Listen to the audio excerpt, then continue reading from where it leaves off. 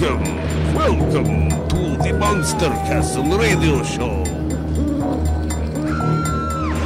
For the extreme paranormal listener. And here is your host, the Wolfman.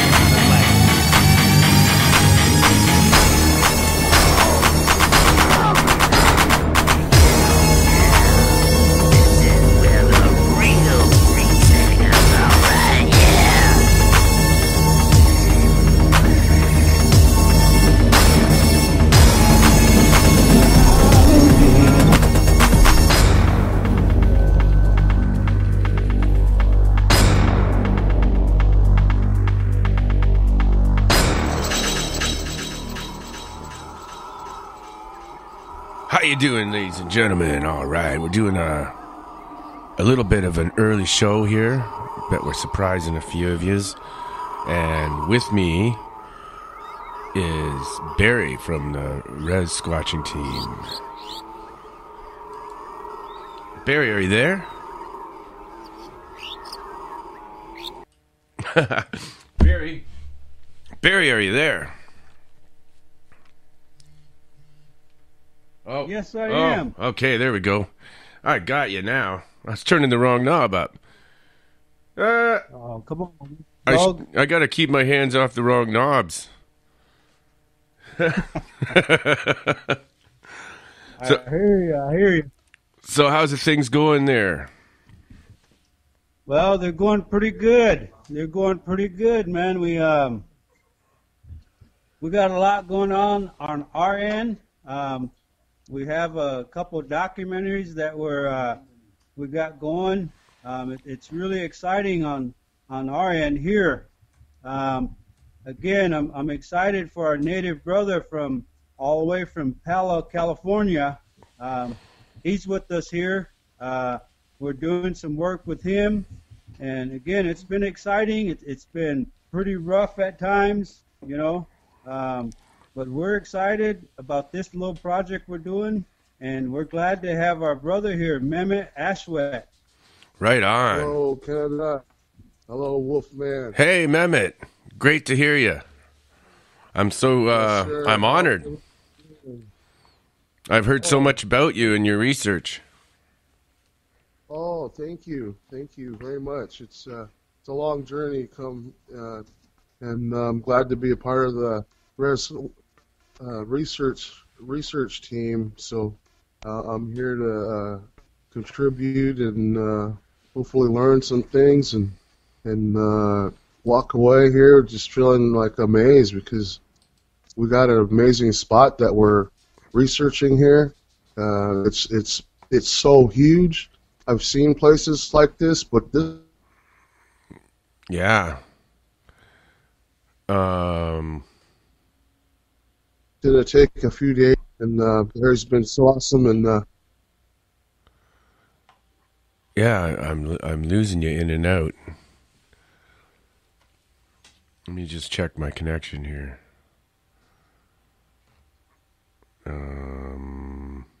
It says an ongoing. It's ongoing. The call. get some good footage. I brought a FLIR. I got a HD. One of those. Geez, it was like $12,000 I've invested in FLIR equipment, and that's just get a nice ability to be able to record on the fly when you're Sasquatch. Yeah. Damn. Something's going on with the connection. I lost you again.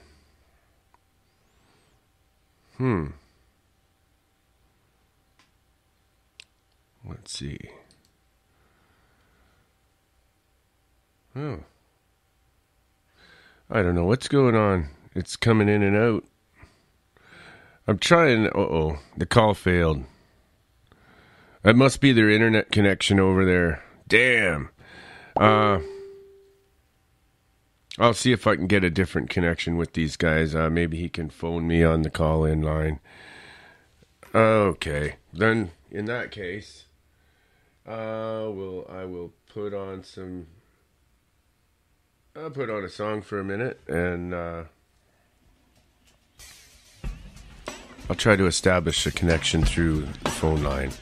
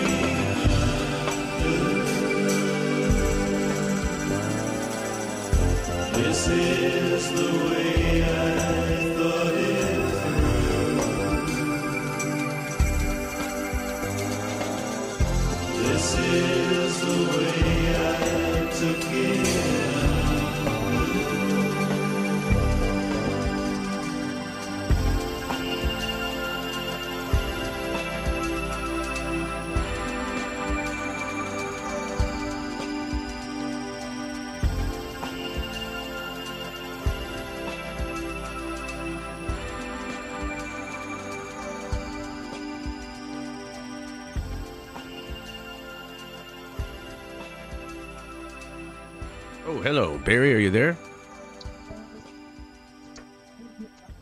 Are you there, Mark? Yeah. Yeah, we got you back. Great. I don't know how much of that you heard I didn't. before we got dropped.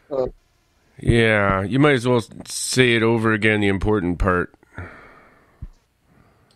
Okay. Yeah, we got a weak connection, I guess, in the Wi-Fi area. So that's what I was guessing on. It got to be the Wi-Fi. That's why Rez Squatching research. We're making the connection, but the technology hasn't come out to our reservations yet as far as free Wi-Fi for everyone. Maybe that'll happen. Yeah, anybody listening? I've got I got one picture posted in Twitter. That's #47talk. If you want to see one of Mehmet's pictures, and this is a picture of Bigfoot. Is that the one? It's the one from your Facebook? The one from your Facebook page. Yeah, it's wicked. Okay. It's a little bit blurry. That. Oh, is it the one that we got in the dike coming out of the like an irrigation ditch right next to cornfields? Yeah, I think so. It's kind of a little bit fuzzy, but he is coming up out of some kind of looks like water maybe. That's up in Washington State where I was living. We have documents since the 70s, and a couple shows have been trying to get out there for years and ages. But like I said, our tribes are very locked in, and basically we try to not let no one disturb the big man out of respect, because every time we let them disturb them, they run amok, like getting into people's garbage, and there's over 20 sightings a week there now. That kind of action happened back in the 70s. And so when I brought the awareness back, it was basically because I lived in its pathway, and it was really amazing how I coexisted with it without knowing for so many years until this one happening. So I eventually had to go and get learned and trained and teach and taught and talked to. I've sat through many sweats, many hours talking to some of my Canadian relatives about the big man, and they've taught me so much that I was promised I would share with my Indian brothers all over the world about how to keep care and what to watch out for, and to take care of our Indian people, and so they can take care of our big man. I'm always touched when I talk about that part, because it was so much compassion I have about what I do. And, well, somebody's got to look after him, eh? Okay. Somebody has to look after him, and it's a good thing that you guys are stepping up, because they're not a monster. They're an intelligent, probably loving creature, right? I think we've lost connection again.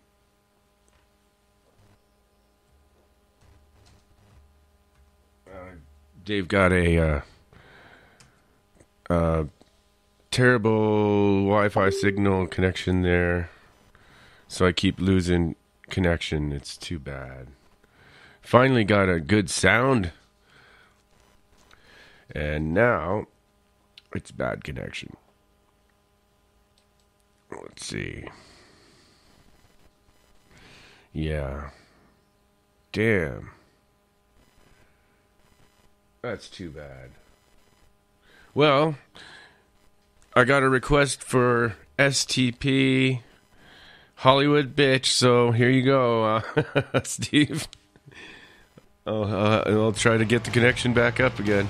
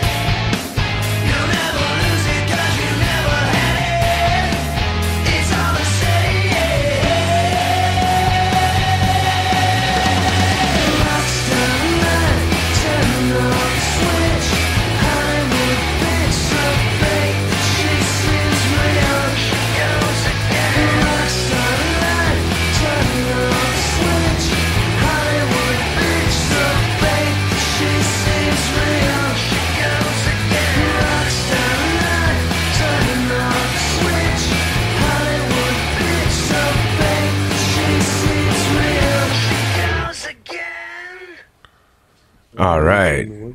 We've got a connection again here. We're going to have to play lots of songs in between the dropping calls. Mehmet? Yes, sir.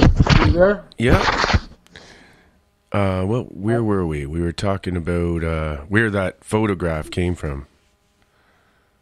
Yeah, the photograph, the guy coming out of the ditch there, basically, it's kind of like an 18-day trek to get that right there. And that there, too, was a new location for me to go to. And basically, I sat there for a couple months and analyzing and just taking a look at the river, all the signs that I know what they do. And it just takes time to gather that intel. And then eventually I get closer and closer and leave certain pieces of equipment out overnight. And it takes a few hours to analyze that stuff. And then when I do, I usually develop a pattern, and I end up going in the better direction. Sometimes it'll run me around circles for a little while, but eventually I figure it out. And then, and also when I get closer, I usually do a native song and dances that I use to encourage this relationship. And they know our Indian language, and they know how to respond to the. Wow. Are you there? Yeah. I heard that before, but I can't believe that's true. Because I was told they used to sit and come to powwow and they talked with the natives. I'm gonna tell you a happening that happened, true story, true life event, and my brother over in Lummi Nation will back me up. We have a lot of ceremony in my dad's tribe, and very ancient ceremonies, very important ones too. It's part of our slang, and it's what keeps our heartbeat going. Well, one night we were powwowing, and my bro knows me, and has been out with me a few times before powwow season. We call it powwow season. It's our spiritual months. Like 4 months out of the year, we're in spiritualness right there. So every night we're all congregated together, like the longhouse ceremony. I guess the non-natives would call it. A non-native would understand it in that form. And during these community ceremony songs and drumming happen. And so Anton called me up and told me the big man pushed down the handicap porta potty, and then he peeked inside. Can you come over and maybe, get it to go away for a little bit? We're kind of having a new dancer brought up. So I ran over there for Anton and saw it was in an old, there used to be an old trailer, so there was a light pole right next to it. And they ended up taking that trailer out, and so that little lot actually overgrown by willows and whatnot, and some alders saplings. And when I rolled in my big monster truck, I'm flaring. I come in flaring, and I scan the parking lot with the flare from the entrance of the long driveway, and there's hundreds of cars out, so basically I had to creep into this dirt driveway, and I saw it, and I kind of got a little bit of a recording of it, but I basically wasn't in that mode. I already knew what was in where I was living. I already had over 10 hours of video with my FLIR camera. And so I saw it. It basically stepped down into a gully that would happen to be there, because the next day, when I get them on FLIR, I go out there the next day to get the footprints and try to track it all the way as far as I can.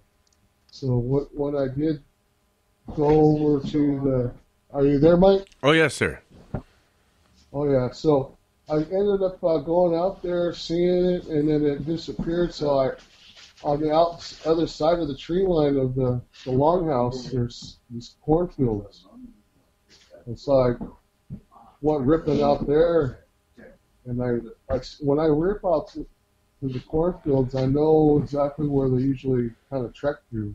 Remember, I've been following these in the Lummi Nation for a couple of years now. By that time, I've already been around where they hang out, so I could go out there any time of the year and locate them, because I've been around them, watching and observing them.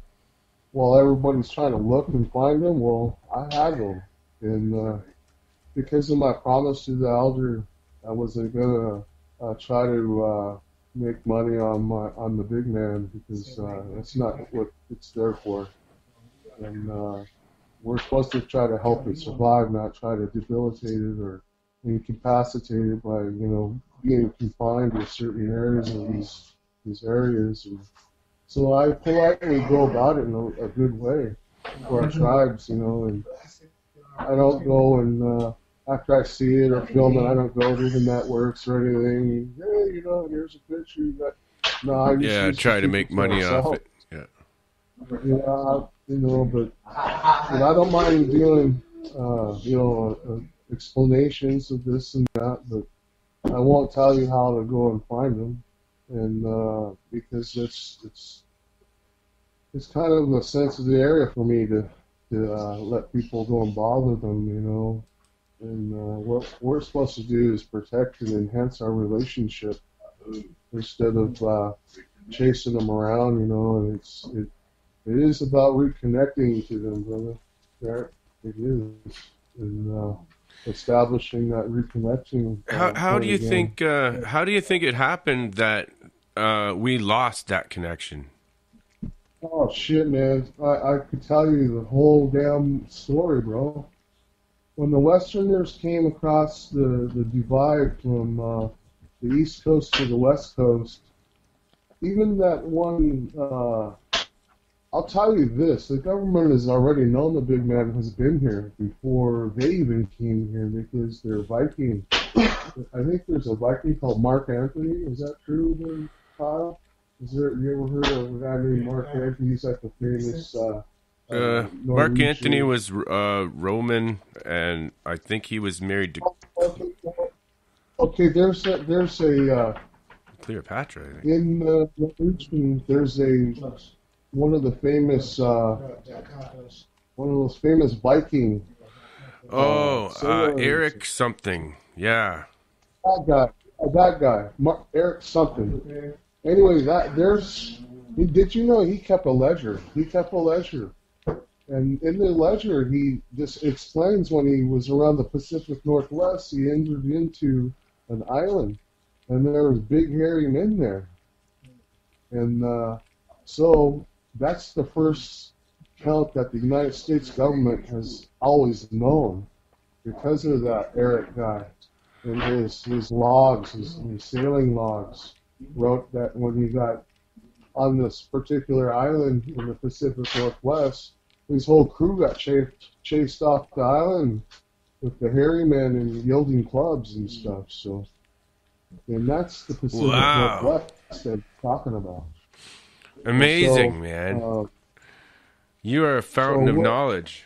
And how did you find that out? Many, talking to people like Igor Burtsov, the Bigfootology.com, Brett McMullis Jr. And because I brought the Bigfootology out to my research area is because I had permission from my elders. Wow. Hey, I want to ask you, that picture that I posted, after or like when you took that, was it like it was far away and you zoomed it in, obviously, right? And did you go and check out the area afterwards? Or did I lose you again? Uh-oh. Yeah, we lost him again. Oh, Eric. There it is. Leif Erikson. Thank you, God of Thunder. I knew it was Eric something. Leif Erikson. Perfect. Eric Estrada, the Viking, Ronald says.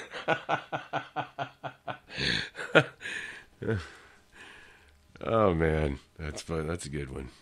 Okay. We'll probably have this connection back in a minute. My dog won't stop. She won't get off my lap. She's being really, really annoying. I'm going to put on some Uriah Heep, I think. Here's a song called Rainbow Demon.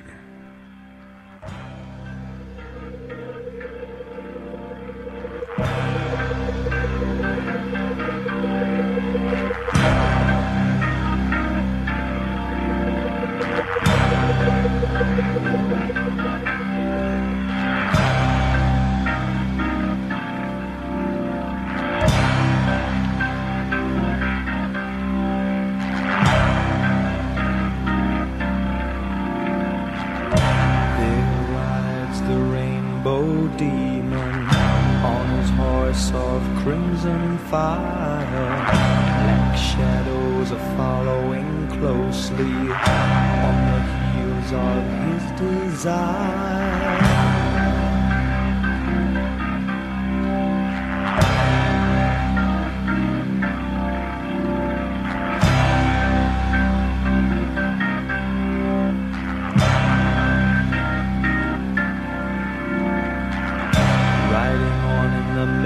Of morning, no one dared to stand in his way, possessed by some distant calling, riding on through night and day.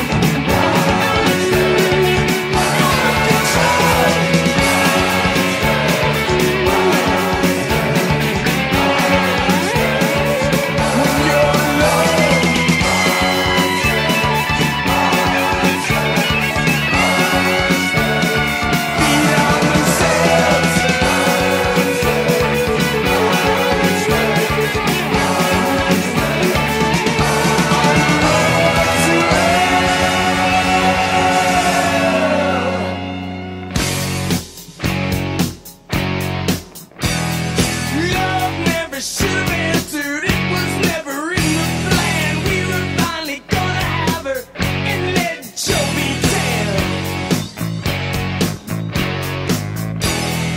Joe woke from a stupor. It was clear something was wrong. He rushed in and found us with her, and in his rage he aimed his gun. One shot and it was over. She smiled and then was gone.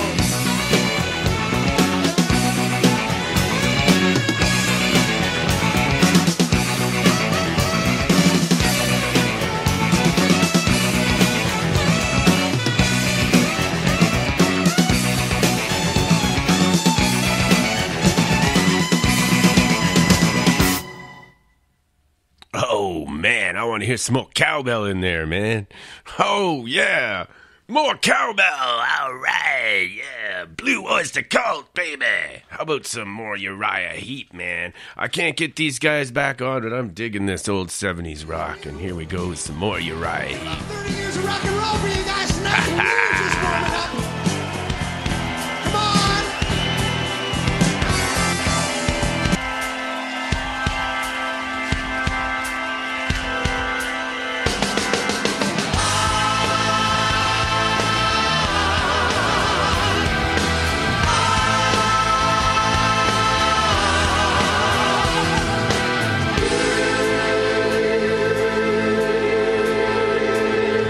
Sunrise and a new day breaking through, a morning of another day without you. And as the hours go by, no one's there to see me cry except the sunrise. The sunrise in you.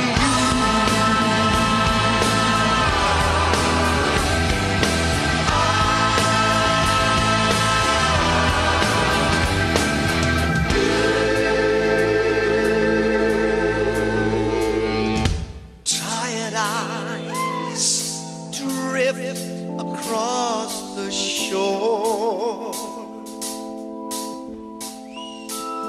and looking for love and nothing more.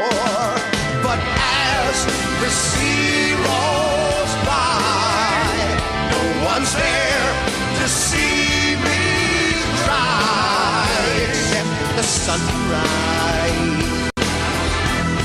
The sunrise in you.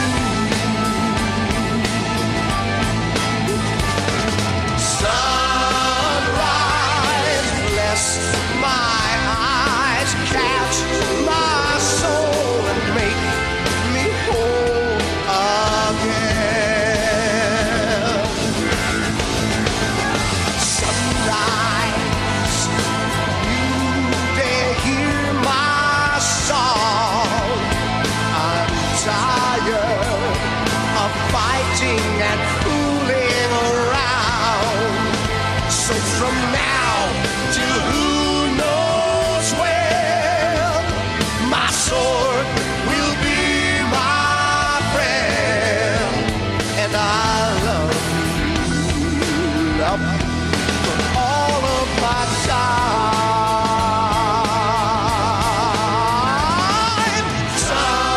Sunrise, bless my eyes, catch my soul and make me whole again. Sunrise, bless my eyes, catch my soul and make me whole again.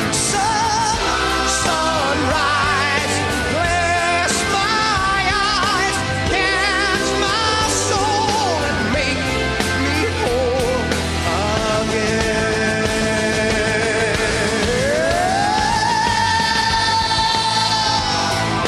Okay. I got you back? Yeah. Oh, man, we keep cutting our way. Sunrise. Okay, got a song playing, so I'm gonna fade it. It keeps dropping out, eh? Oh, but you're back, so that's good. Okay, hang on. I got a song going, and then I'll fade it out, and I'll put you on. You're going back on?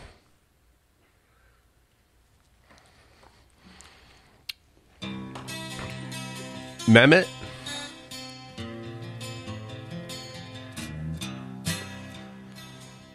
Mehmet, are you there?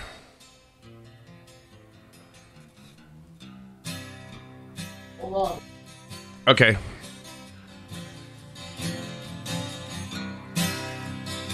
He was the wizard of 1,000 kings, and I chanced to meet him one night wandering. He told me tales and he drank my wine. Me and my magic man kind of feeling fine.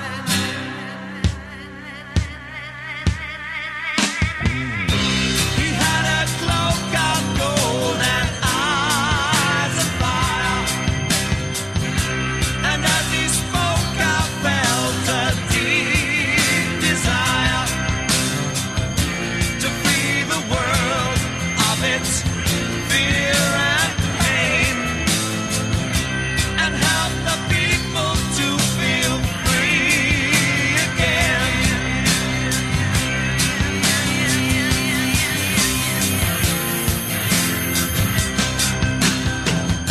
Why don't we listen to the voices in our heart? 'Cause then I know we find we're not so far apart.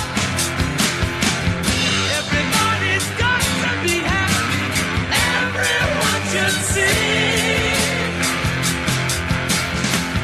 For we know the joy of life, peace and love can bring. So spoke the wizard in his mountain home. The vision of his wisdom means we'll never be alone. And I will dream of my magic night and the million silver stars that guide me with their light.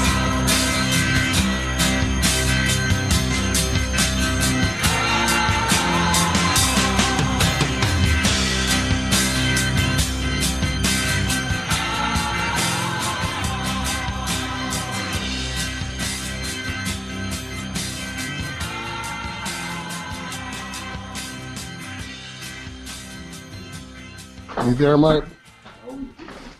Okay. We're back with Mehmet. Now we're live. Hello, Canada.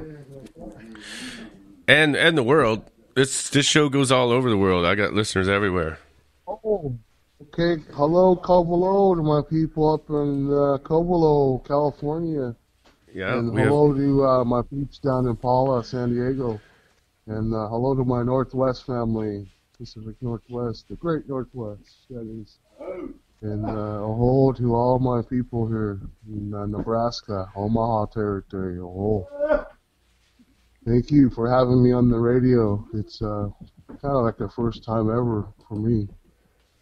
Well, that's an honor. I had no idea. But, Yeah, you guys could be famous if you wanted to. It's just that, like you said, you care too much for the creature to try to make money and fame off of it. Right? That's right. It's about a relationship and restoring our ancient relationship with their ancient relatives in a respectful way.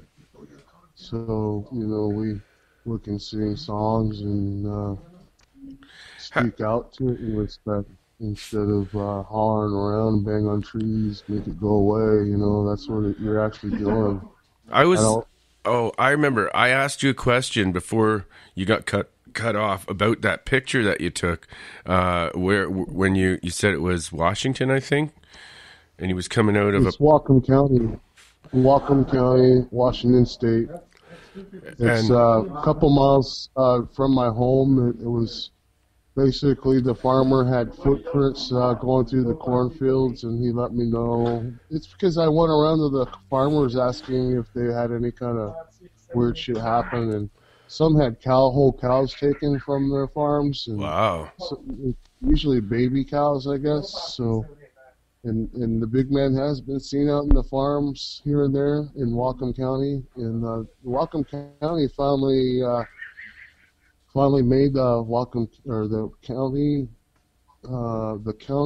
council, Whatcom County basically made Whatcom County a sanctuary for the Bigfoot, so you can't follow, hunt, or kill the Bigfoot inside of Whatcom County, which is a success, and I would like to have that across the nation, man. That would be awesome, and I would feel I could die happy knowing our big relatives won't be bothered and killed off. And the logging industry, you won't have to worry. We're not trying to shut you down, but you got to have respect for them. And you bring in the ones out there that are a little bit more ferocious, and they end up coming into our communities acting ferocious because they see and probably lost some things up there. So I'm aware of that too. I've been around these logging companies and their unawareness and their attack on the forest. And I'm not trying to shut them down or nothing. I just want, them to actually be aware. And I'm pretty damn sure they are. They just don't say much. And same with those state forest workers. Help us natives bring attention to the world about them. That way, we can assist the U.S. forestry system. And hey, they won't tell you. They won't tell you a lot of things, and that's not right. yeah. Sir. I heard from what you were saying before. I thought there is already a law in place. It's against the law to shoot a Bigfoot. I believe it's against the law. I'm not really keen on all these laws, or like I said, I'm just a little Indian boy, just with a little bit of compassion and a little bit of knowledge, and trying to help our native tribes become more aware. And I'm very thankful for Rez Squatching Research to be available and to continue on the good work from here on out, enhancing the relationship with Rez Squatching Research and the community of the Bigfoot that live here. And one of the mission statements that I, as a team member of Rez Squatching Research now, I'm one of their brothers. The vision, we want to recover, we want to reconnect with our sacred relationship with Satanga through the eyes of our ancestors. And together we discussed many hours. Are you there, Mike? Yes, I'm here, sir. Yeah. Okay, yeah, we and Barry had discussed for many hours, shared many stories. I have so many things to share. I wish a network would sponsor and pick us up, and so we could actually share with the whole world this time the truth, so we could, stop the mass, trying to help these people understand it's here, it's for real, it's been here, it's always been here. And they hide from you, and they don't hide from us. And we can prove that through our relationship, that me and Barry are going to be working with the community of the Bigfoots here. And we're going to be documenting as we go along and basically share how we connect and how we can reconnect everywhere with our tribal affiliations with these Sasquatch people, the Sinamaquas and the Sinamaquah. It's how our coastal Salish people have a respectful name for it. And it's time for us to reconnect now. It's been over hundreds and hundreds of years. And many sightings and many happenings later, it's time to reconnect and educate the awareness to the public. Because, are you there, Mike? Yeah, I got a question from the chat room from Ronnie Dawson. He's going to be on the show. He's the UFOs won't seem to leave that man alone, but that's a whole other story. But he's asking, do Bigfoots make nests? He heard that, and he wants to know if that's true. Well, you have a habitual habitats here and there. The habitats that I find say they stay there. They don't have to go nowhere. They feel happy and content. And also, certain times of the year, new ones will come in and around. And I believe they either are friendly and some aren't. So we know in Northern California, one of my relatives there, right along the Tule River, and a lot of my relatives there have a lot of hair, have a lot of stories, a lot of things to share. Man, if you could just take some and reenact some of those happenings that were witnessed, you guys would be floored. You guys would just be in awe. And I know that because I'm always in awe. Oh, man. I'm always, oh man, it just gets more awesomer and awesome. And Bigfoot could be awesome and it could be gruesome.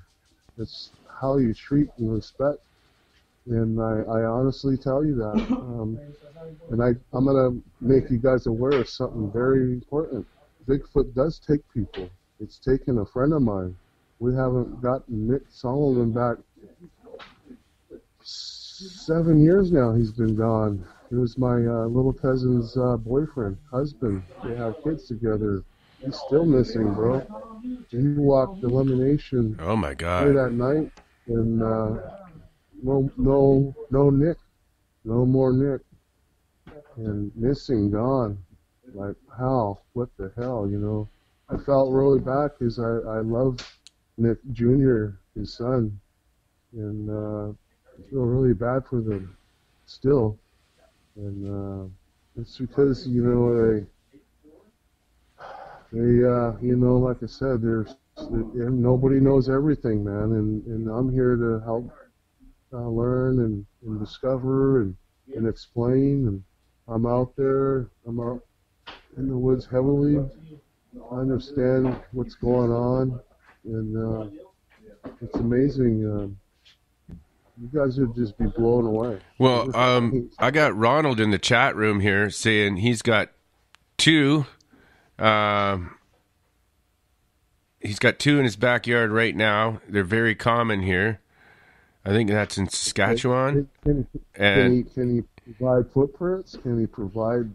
Yeah, maybe. An actual Probably can. He says they help us. They push cars out of snowbanks. Well, you know, that's a whole different story. I'm sure that would be a good area to go and research in, and maybe then if the relationship was already enhanced there, maybe they do. You know, I'm not one to say yes or no because I'm always in awe of the things that I've come across, and I just, you know, I keep it all to myself, you know, and I'm not selfish. It's just, you know, some of these things are just, you know, meant for you, you know, and for your knowledge, and it's pretty interesting sometimes. I get to go to different places because certain things happen, and that would be an interesting place, I guess I would say. But it is cold up there. Oh, and, it's, yeah. You know, we're talking upper Saskatchewan, I think. Yeah. Yeah. You know, one of the pictures that I got was given to me by Saskatchewan, one of the delivery train operators. His name is Mike Barnett, and he works on the BC rail line there. We got pictures. Well, he was explaining to me one day. We got to sit and talk for a little bit. He was going over a train trestle, you know, in the BC rail.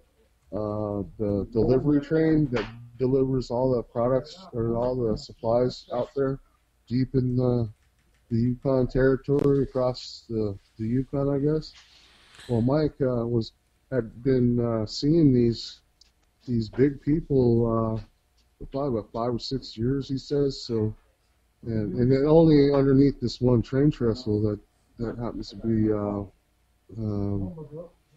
along their route. So, I guess he had been seeing them for years. Every time he went over the train trestle, and I guess him and some buddies basically went down and went out there and stuck, I guess, a bunch of trail cams all over the train trestles, and I guess they ended up getting a picture of it. So one day, I just told him, I'm gonna be moving to San Diego, so I'm gonna quit Bigfoot research big time. I'm done. I already know what's out there. I'm pretty happy with what I found out, and I was ready to hang it up. I was okay with what was in the woods, and I didn't really care if anybody knew them or not.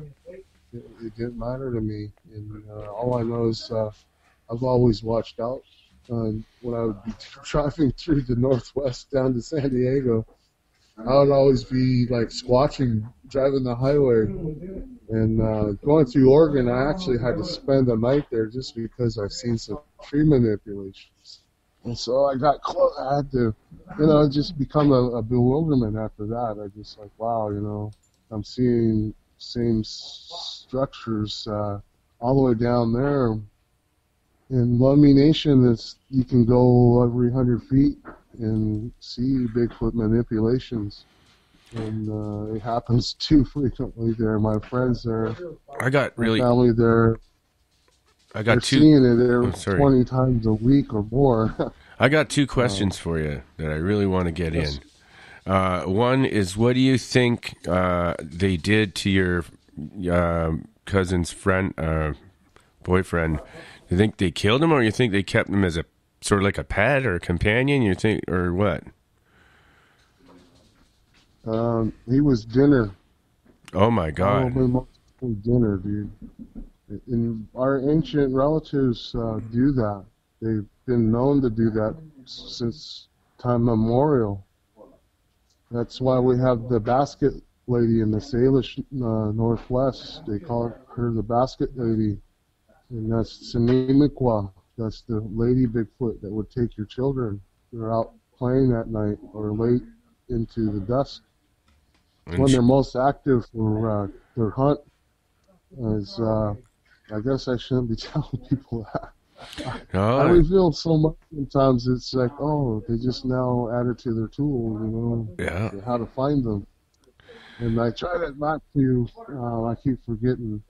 When I talk to my native brothers, I don't like to talk to them on the internet. I always like to face to face, so they get a direct information through me. And I'm just following through what I promised the elder, that showed me things, and he made me understand I have a duty now, and that's to help our native tribes understand things and how to enhance the relationship, because they've been still yearning for it all these decades or hundreds of years. Wow. Yeah. And, oh boy, now I can't remember the other question. No, I had a really good one too. Oh man, it was Well, I've seen their shit, their poop, their feces. Yeah. All 4 seasons of the year. So I don't know if anybody else has that kind of collection of poop, but I see what they eat through the winter months, the spring, fall, summer, and that right there is a big education for the science community right there. I leave that right there though. Yeah, you haven't got it analyzed or anything? Oh man, like they want a lot of money. Here he goes again. They require money to test things and objects and whatnot. I imagine they do. I have clubs. I have 3. Nobody really knows this. I don't know if they do, but Bigfoot, they know how to hunt and kill. And when I brought our research team from the Bigfoot Field Researchers Organization, they were up with me up in Whatcom County. And one of the big guys there, I guess I shouldn't name names or anything, but one of the leaders there of the BFRO basically come out and wanted to go walk the Nooksack River, so I got permission to do that one weekend. So we put a little team of guys, and I brought two of my relatives. We went walking into the river delta and come across two large pathways, man. It was amazing. Like, these things were pretty much habitual here. They're so perverse trails. The leaves in the pathway were flattened like paper, man. It was amazing. That was my first introduction into finding their trails and what they looked like. And we come across two of them. And so after we were crossing the second one, 15 feet into the brush, we were cutting our own trail at this point, trying to follow the Nooksack River down to its opening. And the BFRO guys, I call them the mad scientists because they use a bunch of technical gear when they go even hiking. And so I learned a lot of their skills. And basically it's for data gathering, you know. So I'm just a squatcher. I observe. I don't try to gather footprints and all this other stuff that's, you know, kind of important. It's just I have lots of them, so I was like, well, anytime somebody wants, I could possibly come back and grab some, but I didn't bother. You know, I knew what they are. I knew where they're from. It wasn't something I was going to promote along the lines of television. But the BFO, when we went into the river, we had this big, giant 4x4 size club thrown across the river. And across the river, I'm talking 300 feet, man. This thing was sailing across the air about 40 feet off the ground, and it accurately hit a cotton tree about 10 yards behind us, but it was like 30 feet high that the club had struck the tree. It sounded like a wood knot. Now that you know, I've been around, it sounded like a damn wood knot, but it was actually a big old thing thrown and hit a tree. And so the BFRO guy goes, oh man, we're not alone, you know, so it's telling us not to come back here. So we turned around and left it in peace. And I liked that. I respected that because, you know, we already disrupted its afternoon by just going in there and had that big club thrown at us. So, dude, for a couple of days I was restless. I couldn't sleep. Wow, it was so restless. I ended up, like, one afternoon, I'm so crazy for this, but I ended up running back there as fast as I could to the very tree that this big old thing was thrown and hit, and I knew where it was because we looked at it. I didn't even bother thinking about grabbing it. We just left it there. I grabbed it, man. I turned around and run hauling ass back out of there, and it was like, wow, you know, that was scary for me because I knew it was not liking people back there, and nobody would go back there with me, bro. I asked for people, come on, man, come back there with me. Nobody was brave enough to go. Oh, Barry! So Barry said, I ended up spraying back myself. Barry told me he's got the same problem some nights. Nobody wants to go with him. Oh yeah, you know. Well, now you and Barry got each other, at least. Yeah, that's right. You know, that's why I'm here. You know, I'm here to bring the techno equipment to Fleur and get Barry's, you know, big man on film for him. I also wanted to count and see how many lived here too. So I wanted to do a little more than just film the big man. I wanted to actually find out how many lived here. And this place resembles my training ground so bad I almost can point out where they would be. And so I'm still looking for these evergreen patches, and we basically got to get a little better of a topography map. If I had my computer, I can actually use Google Earth to actually see these greenbelt areas of interest of mine that resemble the Northwest. This place resembles the Northwest, big time. And lots to eat. Last night we seen herds and herds of deer, and we seen just a couple deer inside the forest line. So I'm like, oh, they may have, I know for a fact they herd deer, bro. They actually do. They select the ones they're going to eat, so they separate them from the herd and chase them up into the woods. Wow. That's why most of the herd was out. I swear to God, I shit you not, over 70 deer are in a field that's an open field. So they just eat raw meat? Do they just eat raw meat, or do you think they cook it or cure it somehow? No, they what I have found through my experience, they're opportunists. They'll eat anything that they can. They're opportunists, man. If there's some that are good at hunting deer, guess what? There's going to be deer on the table for them tonight. And I witnessed. No, I mean, do you think they just eat the meat raw? Oh man, they'll. You know what? The only part that I found of baby deer was the rib cage. Everything else was gone. Holy shit! They just devour it, eh? And us deer hunters, I'm a hunter too, but I don't kill baby deer, man. No hunter in his right mind would hunt the baby deer. And the first initiation to deer hunting as a young Indian, you do shoot a baby deer and you eat it that day, and it tastes so tender, loins. And I understand why they select the baby deer. Like, the meat is full of nutrients, bro. Wow. Think about it. You're a baby growing deer, and you got full of energy, all those proteins, and there's nothing left except for the Ronnie.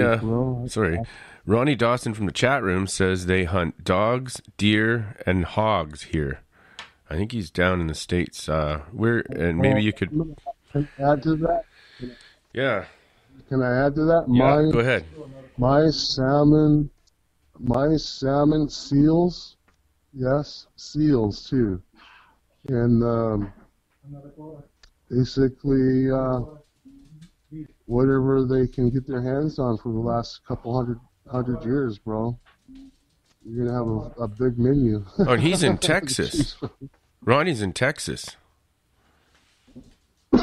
Well, in Texas, all my exes are there. All my exes are in Texas, too. Oh, yeah. I'm the king. Woo, yeah. I was glad to say it. I don't know. It's funny. Try to keep it light in the scary world sometimes. You got to have it, You got to have that humor. Oh, yeah. We got that on this show a lot of times. A lot of humor goes through this show. All they have to do is listen to me talk. Around, so it's good to have some sort of laughter before spit out of yourself. Believe me, I've been scared to shitless a few times, more than I like to mention. We had 6 big boulders thrown at us trying to get into one of the ancient ritual sites in my dad's tribe, Lummi Nation. And I had permission from the landowner to go in and camp out. As I was bringing a few people in, we had these big, large, pumpkin-sized boulders thrown at us, bro. Holy shit, I spoke 2 languages instantly. and that was the most frightening time I've ever had nurturing a big man, was when that happened. And since then, I enhanced the relationship.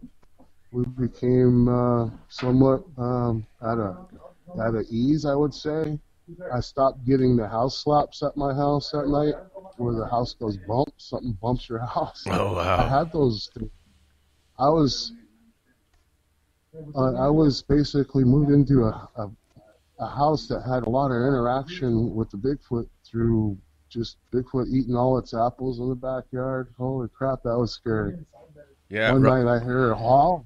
I heard a howl behind my house, and I went through the house to the backyard, opened up the back door, and I was hit like probably 30 feet from a screaming Bigfoot at the top of its scream, man. Holy crap, man. That sent a freaking, that sent a terror shiver. It wasn't a scare shiver. It was terrorizing shiver. I couldn't sleep for 4 or 5 days, man. Just, this thing's going to eat me. This thing's going to get me. Oh, my and I God. had kids. It made me even more scary because for my kids. So they're pretty. So I basically, They're like almost wild, like they're intelligent, but they're still pretty wild, like an animal. You think? no, they're highly intelligent. It was just it was surprised I was there, and I was surprised as well.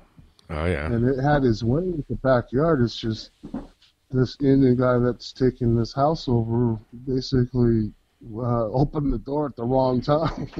And I imagine it got scared along with me, and it never did scream at the house ever again like that. But that time, I might have spooked it to where it let out that shrinking.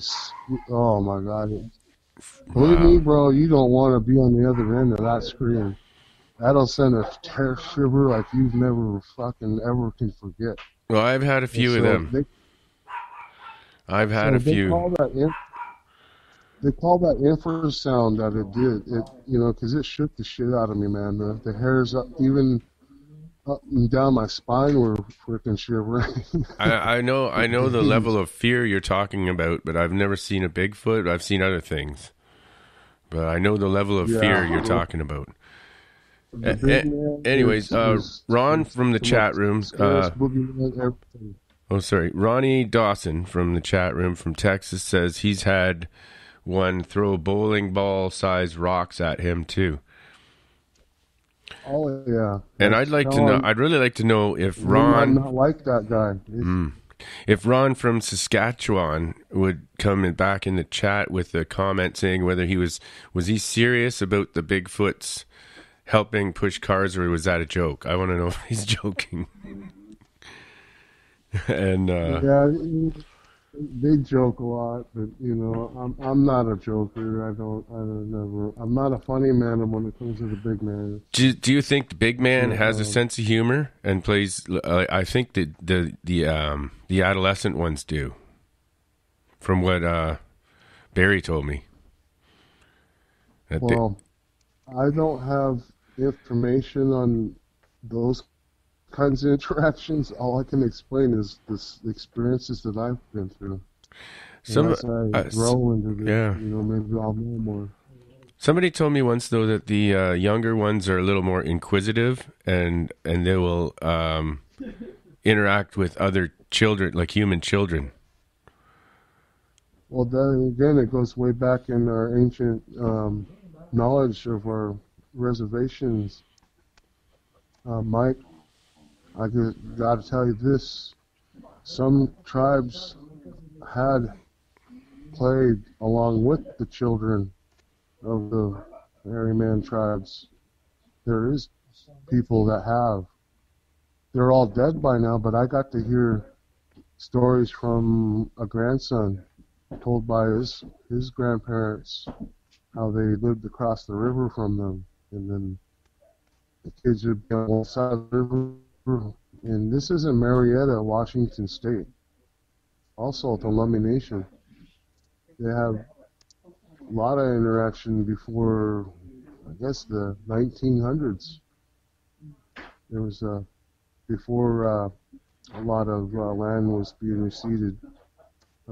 That's kind of what made them go away, is because of all the overtaking of the tribal lands and territories, communities, you know, building towns, and they just started to, you know, fall back, go back and recede back into the wilderness. And the ones that come down to gather food ended up staying around because, you know, we didn't bother them, and we had interaction, but we knew enough to let them be. And so you get decades and decades of that kind of interaction. So what happens? They end up feel comfortable within those reservation boundaries, and that's what you have today. You got the ones that live on the Indian reservations are very comfortable with the people there, and the new ones, they usually cause ruckus. And like in Lummi Nation, we have possibly a few of them that do come in new to the area, and they do push trees across roads and kind of harass the community somewhat. And eventually those harassments go away, and so that just tells me they must have just came in and took off, you know. But the habitual ones always remain so silent. I took a jet ski into their front living room and down at the river delta, and you'll see all those photos, and some up close ones too. And so I knew that they sit in the riverbed and harvest their meals and whatnot. They've even eaten seals there, so that's why I say and added seals to it. So yeah, they eat a lot of things different times of the year, man. When I find green poop, it was due to the blades of grass it was eating, and I guess they eat a lot of pink salmon. Pink salmon have a lot of parasites in their belly, and so just like dogs, they eat the grass, and the blades of grass chop up the little worms, and in the end, you see a lot of green shit with it looks like a human poop, but it's huge.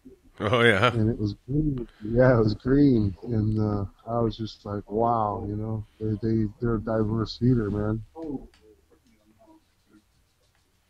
Wow. That's why I call them opportunists. Well, thank God. Yeah. But thank God that he was joking about them pushing cars, because I knew that was a joke, but he confirmed, yeah, he was just kidding with us when he said that they push cars out of the snowbanks. I've seen them slam trees. I haven't personally seen them, but I've been to an area where they push down trees on top of cars in a school bus in a children's daycare center. That was amazing. Like, wow, how can nobody see that? But when the teacher came out, she's just like, something pushed down these trees on our cars, you know. They thought it was the wind, you know, and no, not all those trees were pushed. Do you want to hear a story from Ronnie here? Sure. They encountered one sneaking up on a remote frog pond at 7 feet tall. It was 4 feet wide. They had 22 caliber rifles with them, and it was not hard to tell that they did not have enough gun. Of course not. He should have spoken Indian and told him, hey, I'm your cousin. Yeah, you have to learn how to speak native tongue. You're gonna, if you really want to know, you know, when you do that, it's a whole different relationship. Well, you know, I've heard a lot of people say that when they hear them talk, it almost sounds like a fast, guttural kind of Japanese. Well, you know, the ones I'm going to tell you this. I got to hear a whole bunch of them coming down the beach one night. And I had my parabolic dish sitting on my deck facing the woods because I was recording these things every night, you know. And so I basically plugged my electric guitar amp and put it next to my bed so I could have pure clarity. And so I have my parabolic dish out on the porch, and I heard these. It sounded like this. It sounded like, you ever been to a bingo parlor and like full of old women? Yeah. Oh yeah. Dances? Yeah. I shit you not, it sounded like a bunch of women talking and laughing, having fun. And it sounded like, wow. I immediately like sprang up out of bed, like in like, wow, is that those people? They really sound like people, bro. It sounded like people coming down the beach, and they were getting laughing, giggling, laughing. I was like, wow, they're actually having. I don't know how many there was, but there's more than two, and it Oh my sounded pretty gosh. funny. I mean, they sounded like they were having a good time, laughing. It sounded like they were laughing. So they laugh. You Yeah, know, that's amazing. yeah, it is amazing. I was like in awe some more. Like, wow, they're just like us. Geez, they come out at night just because of the concealment factor. If they could come out in the day and not be bothered, I'm sure they would. They'd Oh hide yeah. away, And I'm Well, almost certain that they resort to just nighttime walkabouts. I'd say. holy shit. Eh? Well, Yeah. Ronnie says the ones at the pond, it roared at them and broke a tree limb off like it was going to use it like a bat on them. Oh my God. Igor Bertsoff told me about tree stabs and what that Bigfoot harvest right there. Well, the reason why you must be aggressive to this guy, it doesn't like this guy. It doesn't like you, Ronnie. I'm sorry. It really don't like you. I don't know why. Maybe you felt I'd threatened have because to a bunch of visit guys your with area guns, today. right? Oh, you guys are hunting its freaking herd. You guys are taking its herd. Remember, I was telling you Well, they oh. manage herds of deer. Oh yeah, These if you take their hunters herds of are deer, competing with it. yeah. So that's probably telling them. And the thing with it's going to use infrasound to scramble their brain's chemistry. They'll end up alcoholics like some of our old people that were bothered by these. That's what it's going to end up doing to these guys, and that's why the elder is always watching out for me. He told me to be careful. Some are not going to be well accepting, and it looks like that guy's got the undesired responses. Those are highly undesired. Those tell me to not bother him. Yeah. what Well, that I don't says, think they man. meant to come. It was a surprise to everyone. They didn't. Here's what they do to end that terrorizing. They gotta actually go hunt and leave one for it, or that branch is snapped. Leave a whole deer there. Yeah, you're gonna have to waste one of your deer tags, but you need to share. When you show him that sharing factor, watch what happens. Watch what happens, honey. Watch what happens when you leave that gift there for it. And it'll know you're leaving it there for him. Watch what happens. Get back to us. That's a and tell great us what idea. happened. Yeah, that's a great idea, Ronnie. It's You'll an have to idea. hunt if that's It's what you're not doing, an hunting idea. deer. Then hunt one deer It's and not leave an one. idea, Mike. That's a Mike, great it's idea. not an idea. It's through experience. It's not an idea. It's through my life experience with it. Oh yeah. Watch what happens, Ronnie, when you do that. And then invite Barry or one of us to come in and have some peaceful records interaction where we.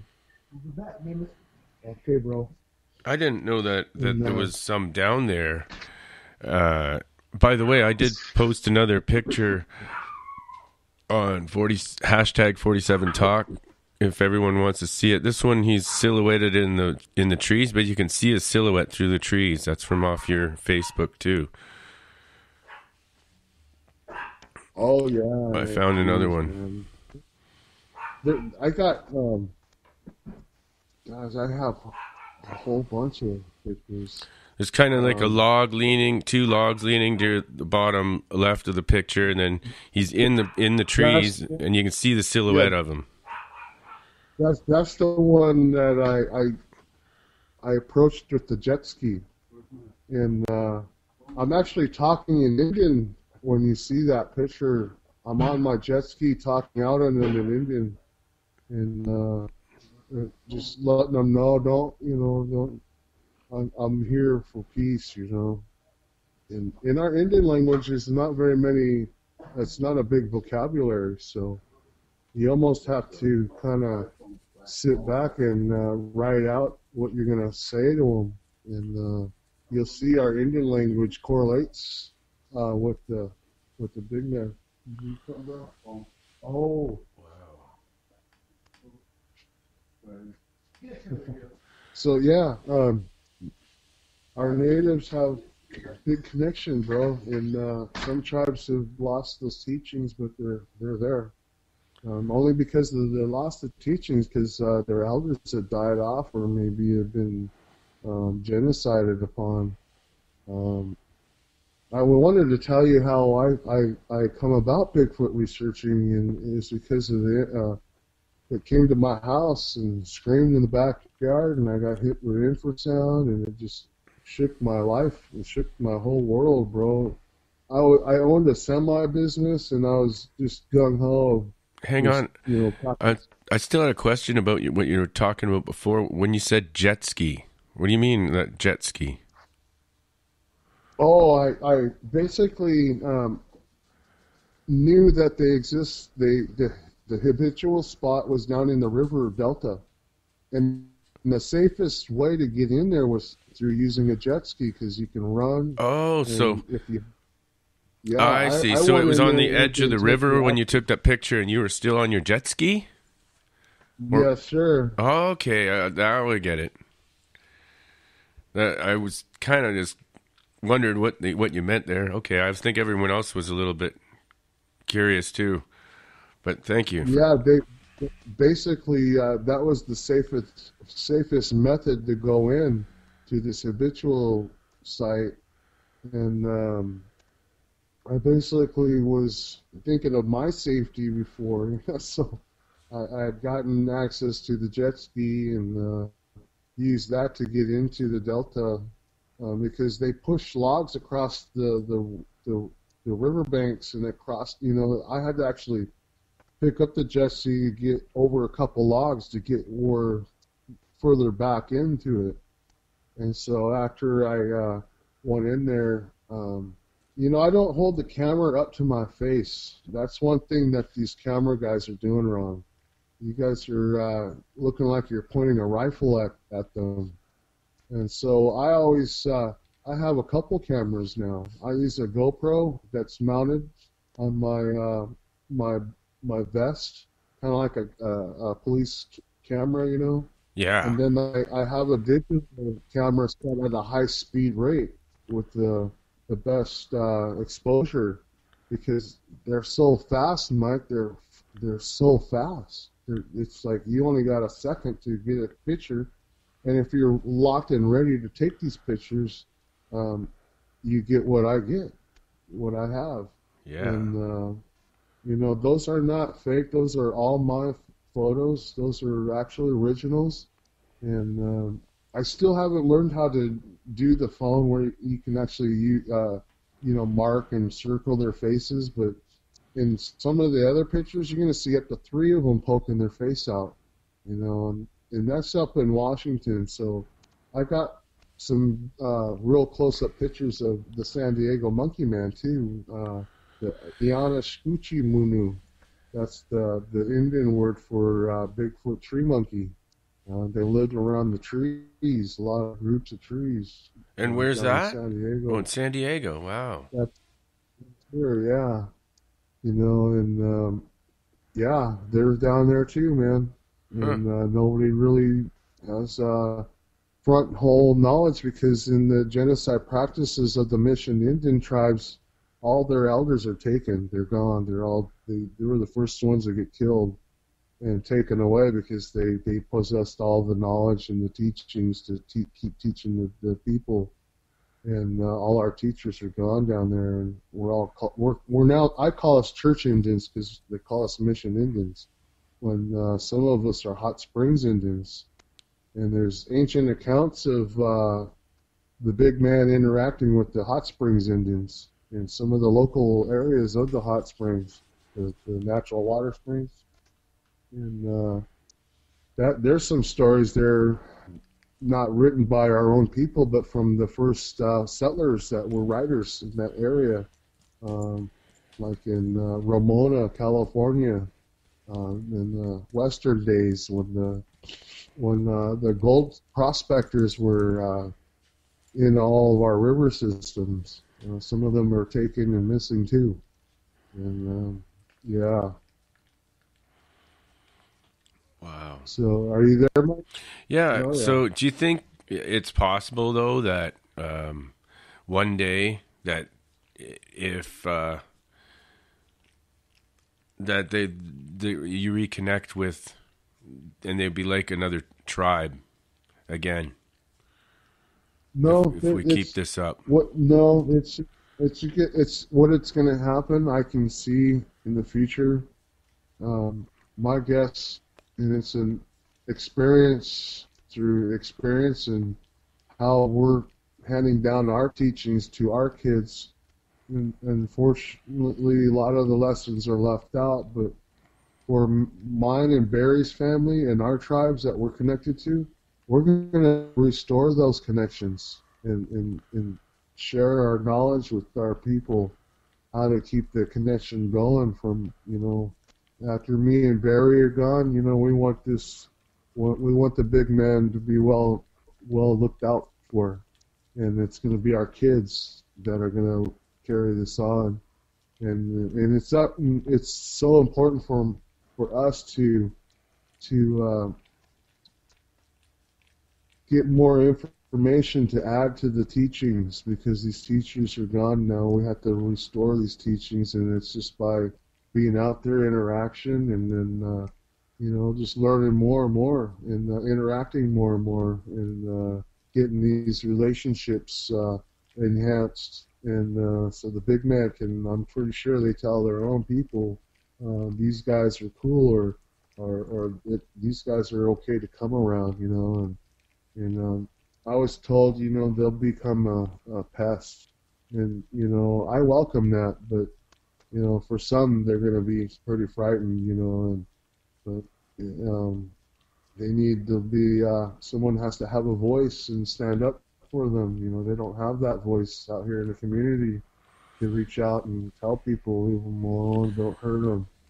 And there's other ways to get close to them. And if they use me and Barry, that'll be the best option for everyone. But, as we get older, we're only here for a little while. And our kids are going to be blessed with all our knowledge, the information that we gathered, and just our experience interacting with them, And the main thing is teaching our kids the respect level that is required to be around and have this enhanced relationship with our ancient relatives.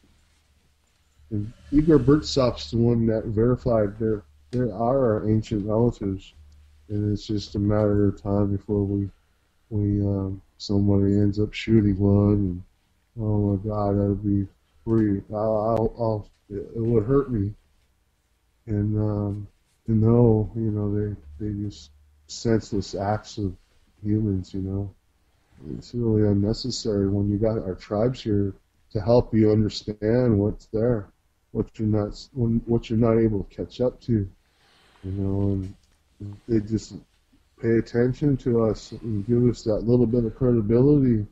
Okay. Listen to it. Well said. Make a difference. Well said. I think everyone needs to hear that. And we're going to give you a break. You've been talking for a long time here, I think, eh?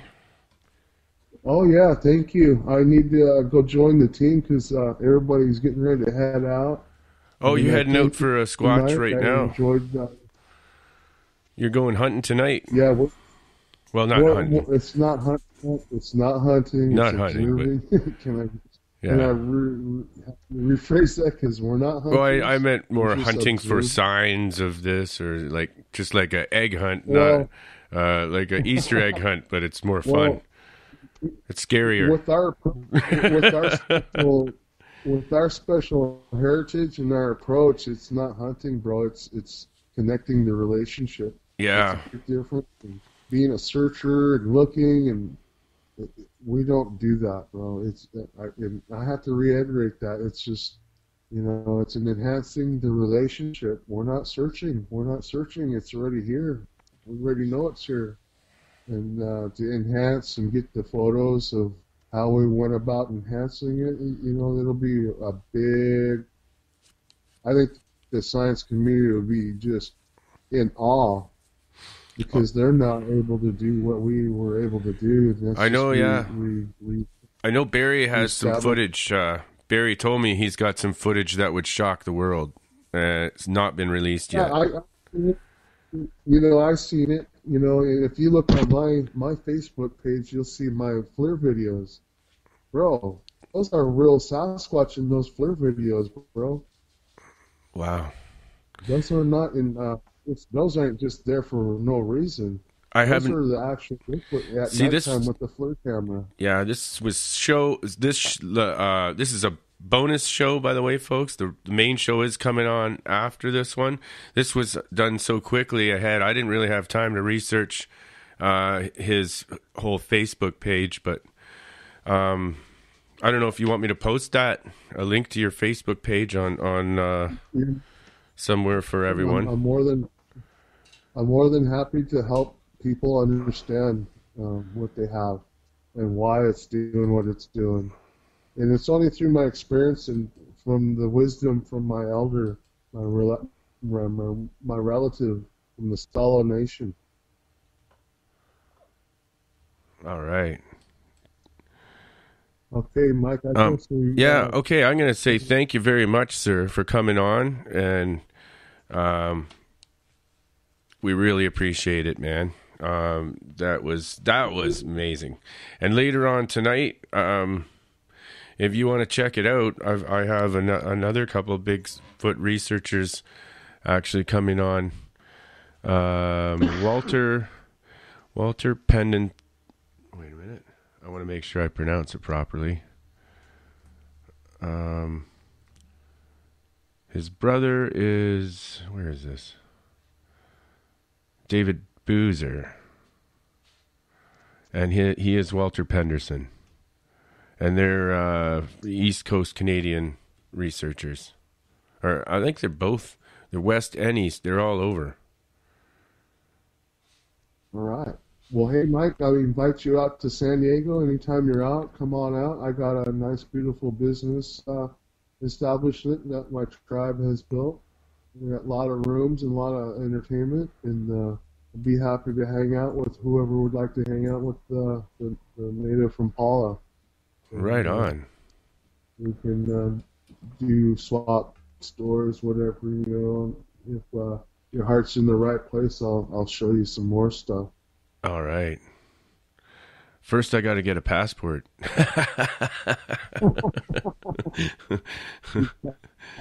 I hate Just call that. Donald Trump. He'll give you one, you know. Yeah, I tell Donald Trump, listen, we're doing Bigfoot research. I need a fucking passport. Yes, sir. I'll stay at your damn hotel. Yeah. Let's But yeah, get this show on anyway, the well, it road. was great. It was a new experience for me. I've never done these before, but maybe I should help out and just step up, you know. But Well, you're like I said, talking to I'm the here right for the kind of big man, people no one here. else. Yeah. Okay, yeah. Well, for my my experience, I'm not the Bigfoot whisperer by all means. I have a lot of knowledge through my elder that passed down these teachings, and I respect that, and I have a promise to the elder, and I won't let you down. All right, buddy. That's All right, thank you, Mike. and yeah, and I'll try to I'll post your Facebook a link in my hashtag 47 talk for everyone to check. Yeah, please do. Now Barry inducted me into the research squad team, so I'm part of the Rez Squatching. Yeah, I think most of my fans team. know how to get a hold of that. They are already linked up with the Rez Squatching team, so they can get a hold of you through Okay, there too. yeah. That's right. So there you go. Yeah, I'm part of their research squad, so we'll be always working together now. And even when I go home, I'll be doing a lot of surveying through the GPS maps, and just kind of being a pinpoint board for Barry. And How's Barry's daughter, by the way? Is she doing all right? She's doing well. We've said some prayers, and we're going to go say some prayers to Satanga tonight, and hopefully he offers up some prayers as well, and gives us a sign that she's going to be great and okay. Okay, you know, well, it's a spiritual creature. They love that prayer and song. You know, they do like that. They like those words and the sounds coming from our drums. And I know that for a fact. oh, that's what I was going to ask you. That was a question. Does Bigfoot play drums? Well, you know, I in my experience, bro, I did go and witness it tapping on logs outside of our longhouse, shaman house in the Northwest. And, Like hollow logs and stuff, like they make music. It freaking made me cry. Wow. It made me cry. It was tapping alongside my. It's touching me right now. It's how impacted it had on me. I get really emotional because I'm really living that event, and I had to tell Anton, bro, it's who's singing that song? It's actually copying the drum beat, bro. And he goes, record it for me. So I did, and I gave that to Anton, and it's for them. It's West Shore Smokehouse Shaman. That belongs to them, and it really touched me. It made me cry. Wow. Everybody has it wrong. It's not an animal. It's not a creature. It's an ancient relative, and they're very smart, and they can talk. And but they know our Indian language. They're well affiliated with them. And it made me cry, Mike. I'm sorry. Oh, that's all right. It's funny. That was the Okay. question to me. That was the most important because I'm a drummer, and I believe that drumming drives away evil. Well, you know, when you reach those, if you listen to what my one of my songs that I play is from a I don't know more rally, and it's number 7, and that's the song that it was pounding on, the log. So I keep that song as a collection to my Bigfoot stuff, and if you see it on my Facebook page, it's the Dallas Fair I don't know more rally number 7, and that's Anton that's leading that drum. And those are all my Canadian relatives, all gathered with our American relatives, all in one spot. Check it out, man, and you'll see how powerful we are when we gather together. It's amazing. Wow. Again, thank you so much, sir. Good night, Mike. Thank you. Thank you, Canada. Thank you, Anytime, man. We put the special show on for you early because you're back. Barry was so excited you were back. So Okay. and we're gonna play a song from Head East. And good luck with your hunt tonight. I mean, not hunt. I'm sorry. With your what do you call it again? Observation. Observation or interaction. Positive interaction. Enhanced interaction. There we go. Positive interaction. That's right. Okay. Thanks, Mike. Oh, you're welcome. And we'll see you from Rez Squatching Research, folks. I hope to hear from you. Oh, you'll hear from us. I'll book you for a show coming up, okay? Fine. I'll be in sunny San Diego. That'd be kind of a better connection, I think. Great. We'll do that. I'll get in touch and we'll book a show. Yeah, maybe if you ask me, I'll bring Adam Davies or Matt Moneymaker. Those guys like to hang out with me, and they're trying to learn things from me, and I'm welcome. I welcome them. Alrighty. Sounds good. Okay. All right. Good night. Good night.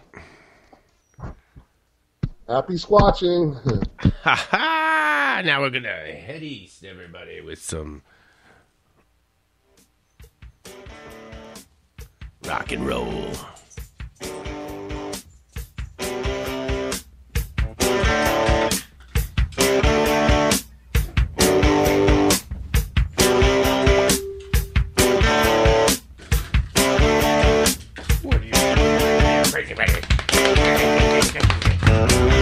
Did you see any action?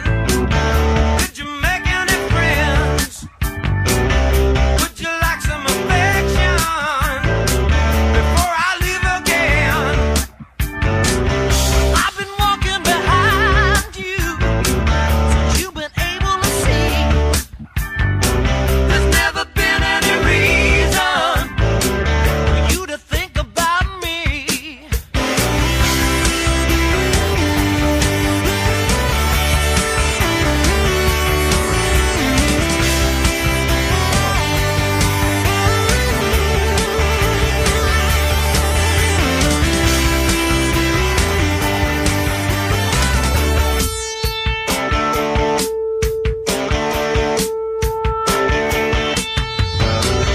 Did you have any bad dreams? Did you break any glass? Would you be my companion? Is there even a chance? You've been talking in circles since I've been able to cry. There's never been any reason for never telling me why. Yeah, save my life, I'm going down for the last time. Woman with the sweet loving better than a white line. Bring a good feeling, ain't had in such a long time. Save my life, I'm going down for the last time.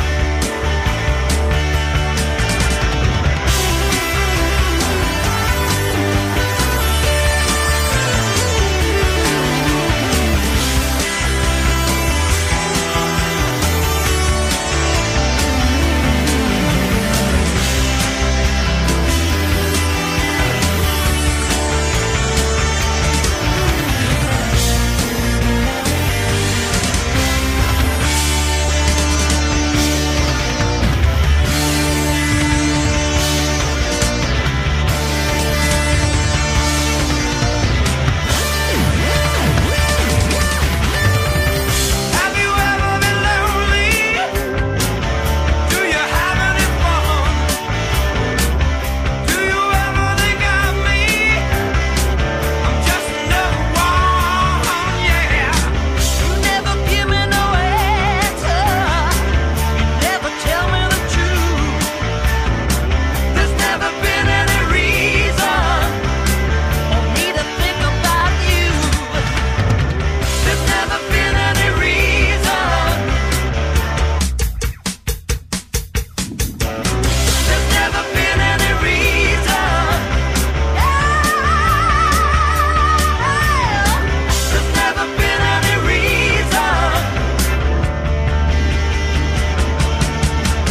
Save my life, I'm going down for the last time. Woman with the sweet loving better than a white line.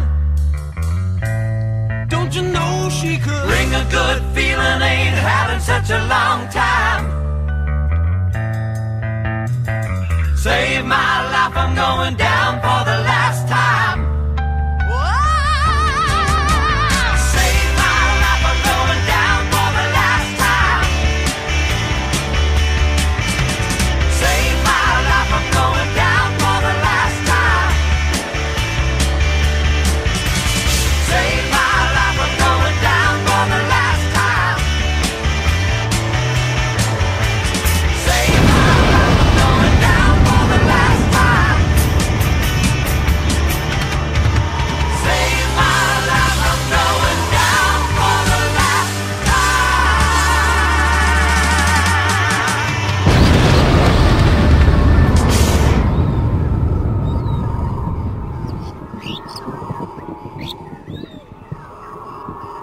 We will be back.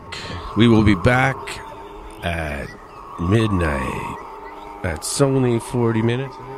like Ted. Right then.